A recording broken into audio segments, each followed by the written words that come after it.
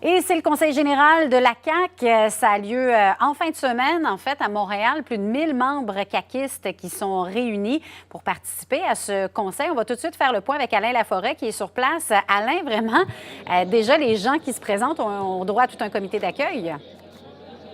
Oui, et c'est normal. Habituellement, lorsqu'il y a un événement politique qui implique le gouvernement, il y a des manifestants, il y a des gens qui veulent passer des messages. Ce qui était particulier ce matin, c'est de voir des militants de Québec solidaire venir remettre ce tract pour demander aux militants, aux députés et aux ministres d'agir. Entre autres, on dit très clairement dans le communiqué là, de prendre des actions pour réaliser la construction de la ligne rose à Montréal, de développer le réseau structurant à Québec, de mettre en œuvre du transport interurbain efficace et abordable. Ça fait partie des propositions, d'ailleurs, pas la ligne rose, le réseau structurant, mais le transport collectif qui seront discutés en fin de semaine. Également, table ronde ce matin autour de 10 heures avec Dominique Champagne et Stéphanie Trudeau de Gaz Métro. Ça risque d'être intéressant. Également, des étudiants qui remettent des tracts, les étudiants qui viennent demander au gouvernement de prendre des mesures. Je vous propose d'écouter un de leurs porte-parole.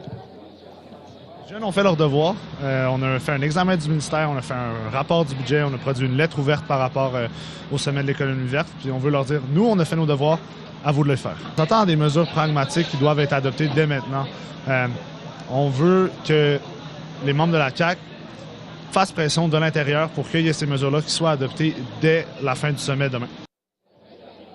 Et évidemment, la Coalition Avenir Québec a fait publier un sondage ce matin de la firme Léger où, entre autres, on pose des questions sur l'environnement et les militants de la CAQ croient que à 51 que le gouvernement a fait assez déjà. Et lorsqu'on questionne les militants des autres partis, 44 pour les libéraux, pour le Parti québécois, 36 Québec solidaire à 29 les intentions de vote, tout ça bouge pas, là.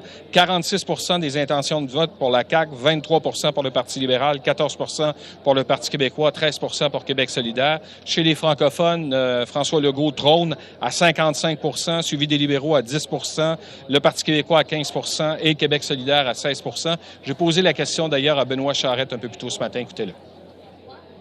Je pense qu'il y a d'autres aspects du sondage qui rendent nos militants encore bien heureux ce matin. Donc, on est très, très confiants de passer une belle fin de semaine. Et quand il parle des autres aspects où les militants sont heureux, c'est évidemment le sondage des intentions de vote, mais attention, l'élection, c'est seulement dans 3 ans. Oui, absolument. Vraiment, on est encore en lune de miel, d'après ce qu'on peut voir pour les caquistes. Donc, Alain, j'imagine dans les prochaines minutes, on vous perd. Vous allez entrer à l'intérieur? Bien, écoutez, il y a François Legault là, qui va nous faire un petit point de presse autour de 9h, 9h30. Des ministres également qui vont venir nous parler au cours des prochaines minutes. Ça débute autour de 8h ce matin. Là, il y a de l'intendance du parti. Et ensuite, on va se mettre à parler du cahier de propositions. Il y a 45 propositions qui seront analysées par les militants. Et comme TVA Nouvelles, vous l'apprenez un peu plus tôt cette semaine, l'intention du gouvernement, c'est de déposer d'ici 2020 son plan sur l'environnement. Parfait. On suit ça avec attention. Merci beaucoup, Alain. À plus tard.